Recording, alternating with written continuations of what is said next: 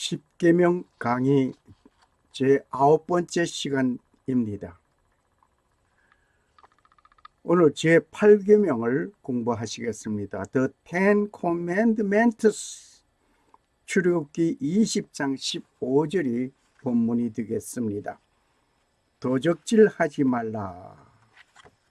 출애굽기 20장 15절, 신명기 5장 19절이 되겠습니다. 오늘 이곳에 오신 여러분에게 드리는 귀한 선물입니다. 여기에 보이는 이 동영상을 여러분에게 선물로 드리겠습니다. 십계명을 통하여 하나님의 참뜻을 발견합시다. 도적질은 주지 않는 다른 사람의 물건을 갖는 것을 도적질이라고 하지요. 도둑은 다른 사람의 물건을 훔치거나 빼앗는 사람입니다. 도적, 절도라고 부르기도 합니다.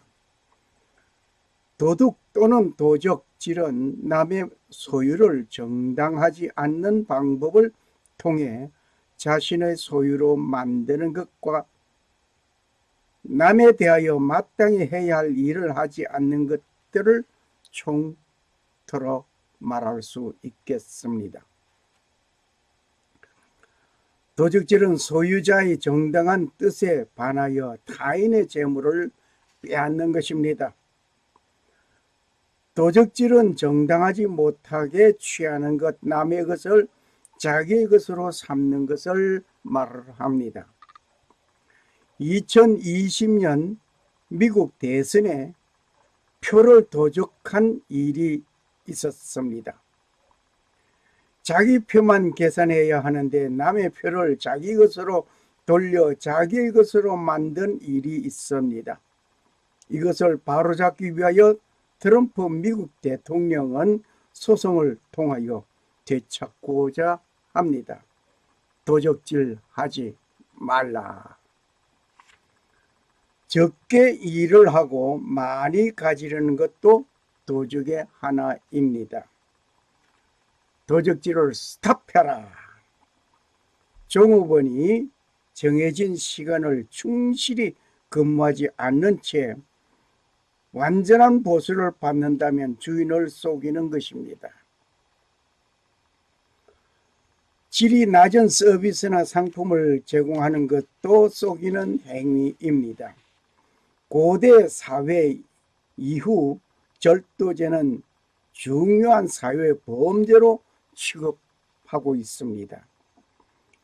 고조선의 8조법은 다른 사람의 물건을 훔친 사람은 노비로 삼는다는 구절로 보아 그 당시 이미 도적이 있었던 것으로 봅니다.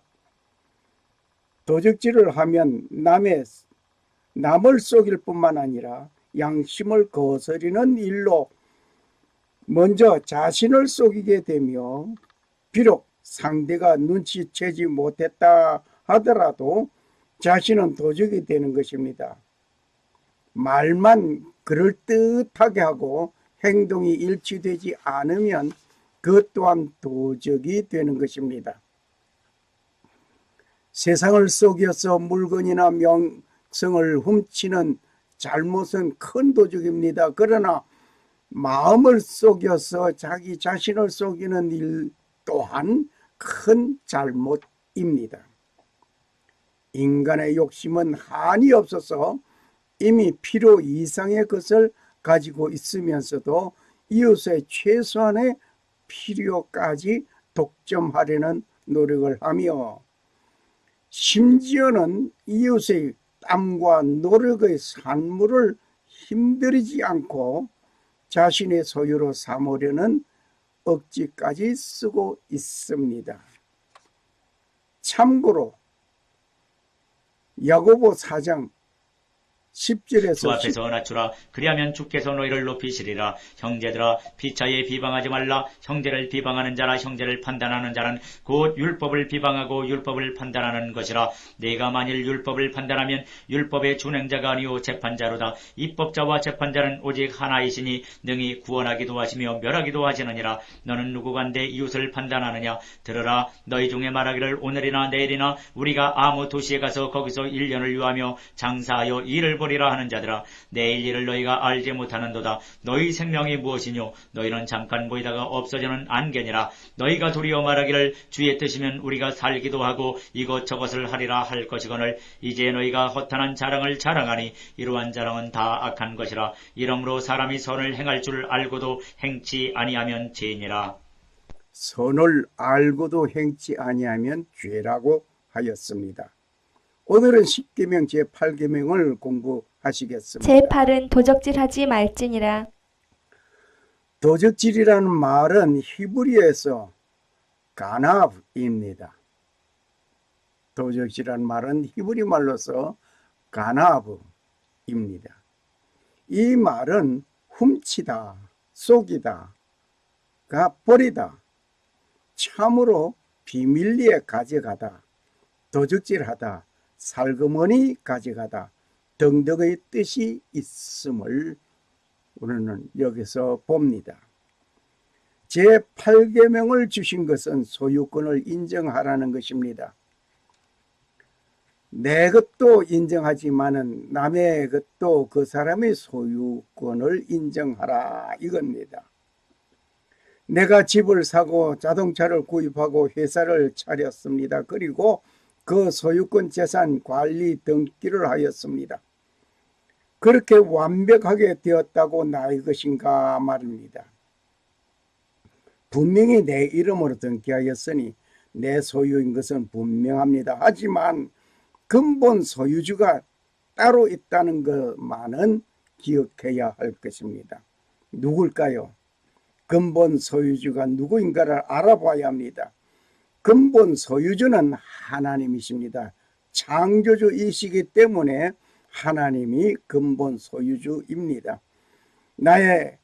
나는 관리인에 불과한 것입니다. 남의 자산을 존중히 여기라는 것입니다. 피조 세계 모든 것이 하나님의 것입니다. 왜? 하나님이 창조주이시기 때문입니다. 창세기 1장 1절을 보십시오. 창세기 1장 1절. 태초에 하나님이 천지를 창조하시니라. 우주를 만드신 분이 창조주이십니다. 그 창조주가 자기가 만들고 자기의 작품이요 자기의 것임을 우리는 부인할 수 없습니다. 출애굽기 19장 5절에 보면 너희가 내 말을 잘 듣고 내 언약을 지키면 너희는 열국 중에서 내 소유가 되겠고. 하나님의 소유. 하나님은 소유권을 주장하고 계십니다. 즉 세계 모든 것이 하나님께 속하였다 말씀입니다. 고린도전서 10장 26절을 보시기를 바랍니다. 고린도전서 10장 26절에 보면 이는 땅과 거기 충만한 것이 주의 것임이라 주 하나님의 것이라고 밝히고 있습니다. 땅에 충만한 것이 누구의 것이라? 주의 것이라 말입니다. 주님의 것이라고 밝히고 있는 이 사실을 우리는 외면할 수 없습니다. 두 번째로 볼 때 제8계명을 주신 것은 소유권 침해하지 말라 이겁니다. 남의 소유권 침해하지 말라. 누군가 나의 돈 10만 원을 가져갔다고 한다면 내가 잃어버린 10만 원 돈 플러스 나의 자존심 플러스 그 가지고 간 그 사람에 대한 불신임 이렇게 모두 합하여지는 것입니다. 마태복음 12장 1절에서 8절에 누가복음 6장 1절에서 5절 등 기록 참고하시기 바랍니다. 예수님의 제자들이 밀밭 사이로 지나가시다가 밀 이삭을 잘라 먹었습니다. 바리새인들은 안식일에 못할 일을 하였다고 말을 합니다. 안식일에 못할 일이라는 안식일에 추수 작업을 하였다는 것입니다. 그리고 남의 밭에서 밀 이삭을 잘라 먹었으니 도적질한 일이라 볼 수 있습니다. 즉 소유권 침해가 된 것입니다. 분명히 소유권 침해된 것은 사실입니다. 생명을 유지하기 위하여 행동이 안식일에 추수하는 모습이 되었습니다. 그리고 소유권 침해가 된 것입니다. 분명합니다. 그런데 이 사건에서 예수님의 교훈을 봅시다. 생명에 연관된 사건에는 최소한의 양식이 제자들에게는 최상의 양식이 된 것입니다. 도적질한 사람 가운데 생계형 절도자가 있다는 것도 우리 주위에서 가끔 많이 봅니다. 그러면 도적의 종류를 한번 보겠습니다. 도적의 종류, 어떤 종류들이 있는가? 그저 도적, 그냥 남의 물건을 훔쳐가는 그런 재물을 절도하는 행위, 그만이 도적이겠습니까? 너는 주문에 갖지 아니한 저울추 곧 큰 것과 작은 것을 넣지 말라 하였습니다. 신명기 25장 13절에서 15절의 말씀을 참고하시기 바랍니다. 상행위에서 정직히 사라지면 도적이 되는 것입니다. 같은 저울추를 사용해야 되는데 내가 물건을 살 때는 팔 때 저울추와 다른 것으로 팔면 아니 된다 이겁니다. 그래서 다른 저울추를 가지지 말라고 했습니다. 큰 것과 작은 것을 가지지 말라. 그렇다고 세금은 얼마, 가게세는 얼마, 인건비는 얼마 등등으로 밝히면서 장사하라는 것은 아닙니다. 지나치게 이득을 챙기는 일로 폭리를 취하는 것은 도적입니다. 손님의 유치를 위하여 가격 경쟁으로 같은 종류의 상인이 쓰러지고 나만 살아남기 위한 행위 역시 도적의 하나라고 볼 수 있습니다. 재산 정식을 원칙으로 본다면 첫째, 열심히 일하고 절약하는 것입니다. 두 번째로 선물을 받아 모아두는 것입니다. 세 번째로 남의 것을 나의 것으로 만드는 것입니다. 이것은 도적이 되는 것입니다. 내 것이 내 것이 되고 내 것이 내 것이 된다. 내 것이 너의 것이 나의 것 되고 나의 것은 나의 것 된다. 참 요상스러운 사상이죠. 도적의 심보입니다. 그리고 인격적인 절도가 있습니다. 도박을 한다든지 재산을 도피하는 일이 절도라고 한다면 자유함을 빼앗는 것도 도적 중에 하나입니다. 모든 사람을 자유를 가질 권리가 있습니다. 2001년 7월 13일 한국의 인신매매 상등극으로 미국에서 보고된 일이 있었습니다.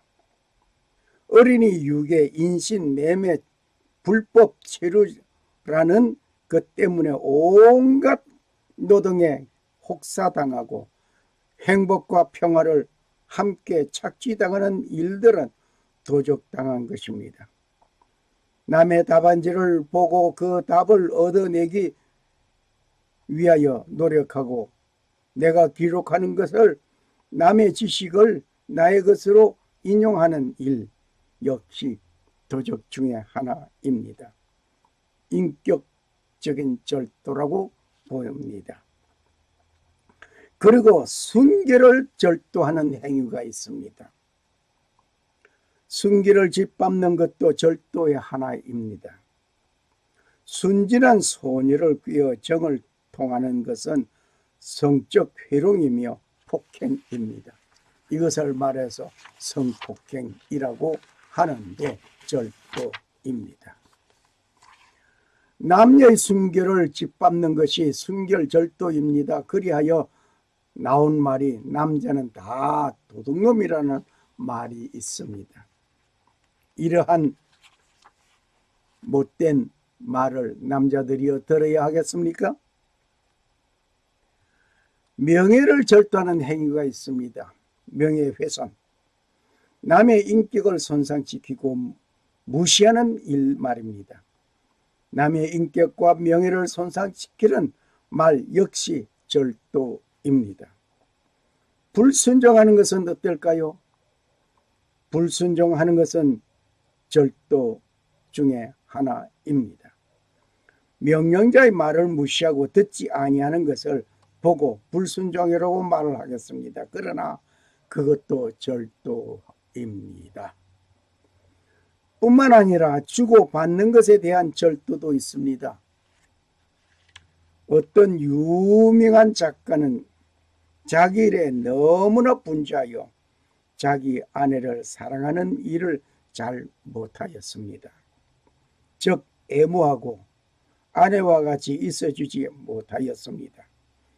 아내의 부탁을 잘 듣지 못하였습니다. 사랑을 그리워하던 아내는 일기장에 호소하였습니다. 그리고 그녀는 사랑의 결핍으로 죽었습니다. 이것은 사랑을 도적질한 것입니다. 고용주가 고용인에게 지불해야 할 것을 잘 못하였다면 이것 역시 절도입니다.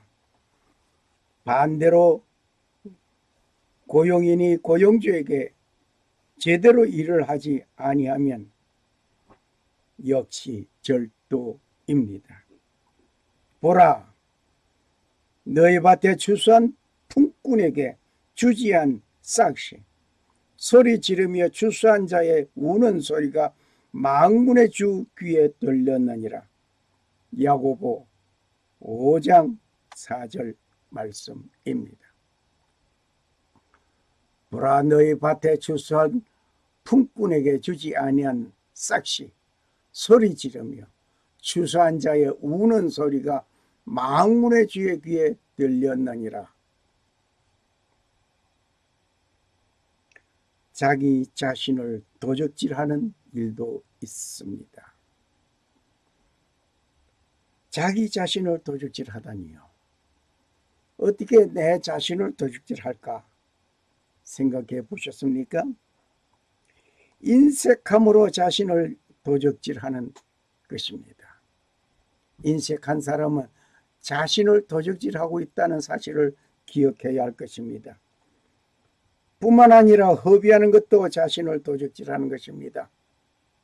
무엇이든지 허비하는 것, 낭비하는 것, 그리고 나태하고 게으름도 자신을 도적질하는 것이라고 봅니다. 나태하고 게으르게 거지없는 사람, 뿐만 아니라 빚보증으로 고통하는 것, 내가 잘 아는 사람 어떤 누구의 그 안타까움을 생각해서 내가 빚보증을 썼다. 그리고 나서 내가 고통을 받고 있다. 역시 자신을 도적질하는 것입니다. 그래서 성경에서는 빚보증 쓰지 말라고 한 구절도 있음을 우리는 기억해야 할 것입니다. 그리고 돈을 꾸는 일도 도적입니다. 아니, 돈을 꾸는 일이 어떻게 도적이냐? 악인은 꾸고 갚지 아니하나 의인은 은혜를 베푸는도다. 시편 37편 21절 말씀입니다. 그러니까 돈을 갚지 아니할 목적으로 돈을 꾸는 것 말입니다. 선지자 엘리사도 과부에게 그 기름을 팔아 빚을 갚으라고 하였습니다. 갚지 아니할 목적으로 돈을 빌리는 자는 도적 도적입니다. 영적 도적이 있습니다.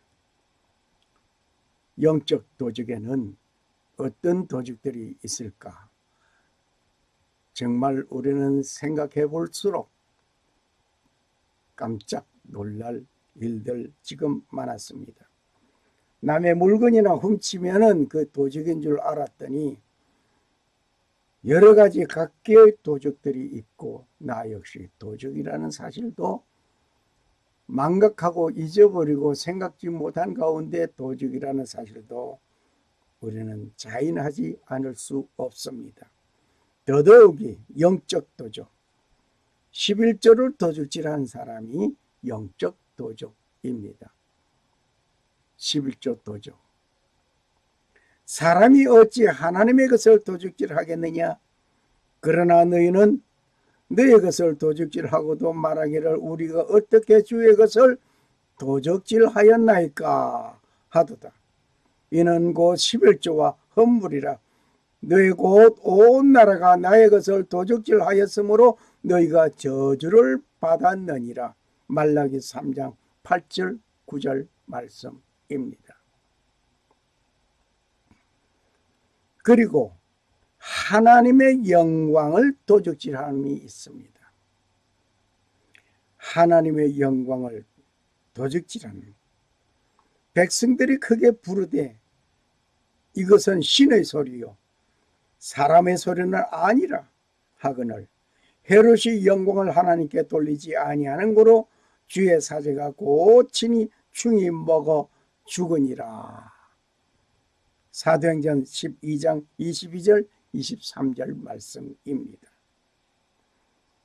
하나님께 영광을 돌려야 할 것을 그 영광 돌림을 내가 가로채는 헤롯 왕과 같은 인물이 얼마나 많은지 나 자신은 그렇지 않은지 누가 나에게 칭찬하면 하나님의 은혜로 된 일이라는 말을 고백하지 못하고 내가 그렇지 내가 이랬으니 내가 그래도 말이야 그러면서 자신을 높이 평가하고 그 칭찬의 소리를 하나님께 돌리지 아니한다면 역시 영광 도둑질한 것입니다.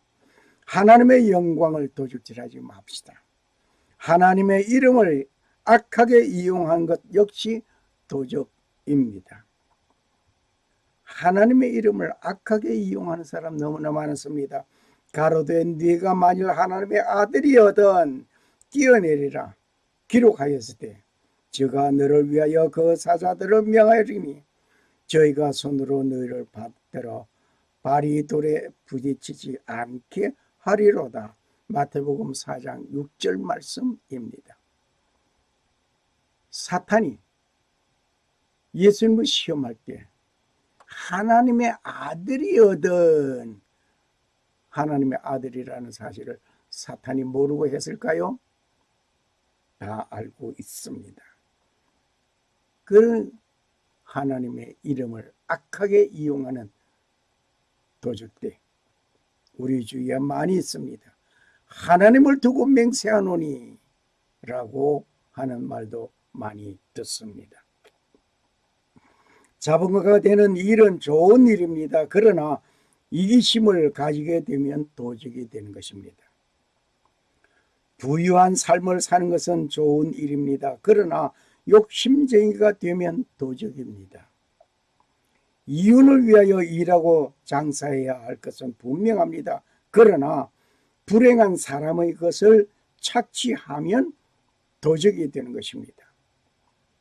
이런 도적만 있는 줄 알았더니 시간 도적이 있음을 우리는 또 외면할 수 없습니다. 시간 도적이라니요. 약속 시간보다 늦게 나타나는 일은 그 시간에 기다리는 사람의 시간을 도적질한 자입니다. 약속 시간에 항상 보면 늦게 오는 것이 장땡으로 생각하는 사람이 있습니다. 만일 회장에 5분 늦게 도착한 사람 때문에 20명이 기다린다고 한다면 회의 진행을 못했다고 한다면 1시간 40분이란 시간을 도적질한 셈입니다. 계산해 볼까요? 회의가 5분 늦었습니다. 왜 늦었는고 하니 와야 할 사람이 5분 늦게 왔기 때문에 늦었습니다. 기다린 사람이 20명입니다. 그러면 5분 곱하기 20명은 1시간 40분이 됩니다. 이런 말을 들어보셨습니까? 저 사람은 A타임이야. 저 사람은 언제나 B타임이거든. 아니, 저 사람은 말할 것도 없이 O타임이란 말이 있습니다. 이런 말 들어보셨습니까? A타임이라고 하였으니 A 학점 가진 시간 관념자일까요? B타임이라고 하였으니 B 학점인 시간을 가진 관련자일까요? O타임이라고 하니 언제나 OK라고 말하는 사람일까요? 한번 생각해 보시길 바랍니다. A-time is after time. B-time is before time. O-time is on time. A-time은 시간 후에 오는 사람을 말을 합니다. A-time is after time. 언제나 시간 후에 오는 사람. 지각생. B-time은 시간 전에 오는 사람을 말합니다. B-time is before time. 시간 전에 오는 사람. 그러면 O-time은 뭘까요? O-time은 정시에 오는 사람을 두고 하는 말입니다. O-time is 정시. O-time is on time. 정시에 오는 사람. 어느 것이 시간 도둑인지 여러분의 판단을 기다립니다. 그리고 어느 것이 좋은지 여러분이 판단하시기를 바랍니다. 사람의 것을 도둑질하고 편하지 못합니다. 하물며 하나님의 것을 도둑질하고 편할 수 있겠습니까? 도적에는 여러 가지 도적이 있습니다. 어떤 도적들이 있을까? 이러한 도적도 있음을 공개합니다. 먼저 물질 도적이 있습니다. 사람이건 직접적인 간접적이든 도적질하는 행위를 말합니다. 그리고 하나님의 것을 도적질하는 것은 11조와 헌물이라고 합니다. 그리고 날도적이 있습니다. 날도적은 무슨 도적일까요? 하나님께 예배하는 날을 내 편리에 계획을 세우고 내 날로 만들면 날도적이 될 것입니다. 그리고 영광도적이 있습니다. 하나님께 영광을 돌려드리지 아니한 해를 기억하시기 바랍니다.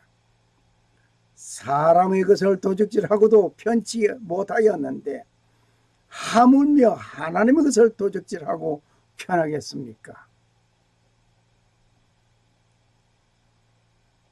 도적질하지 말라.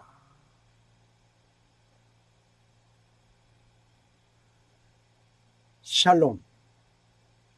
살아 역사하시는 주 하나님은 창조하시고 평강을 주시는 하나님 아버지의 축복이 오늘 십계명을 주시면서 도적질하지 말라고 말씀하심 따라 그 계명을 준행하기를 원하는 하나님의 아버지의 놀라운 은혜가 오직 하나님만 섬기고 성도로 부르심을 입은 모든 자에게 하나님 우리 아버지와 주 예수 그리스도로 쫓아 은혜와 평강이 임하시기를 축원합니다.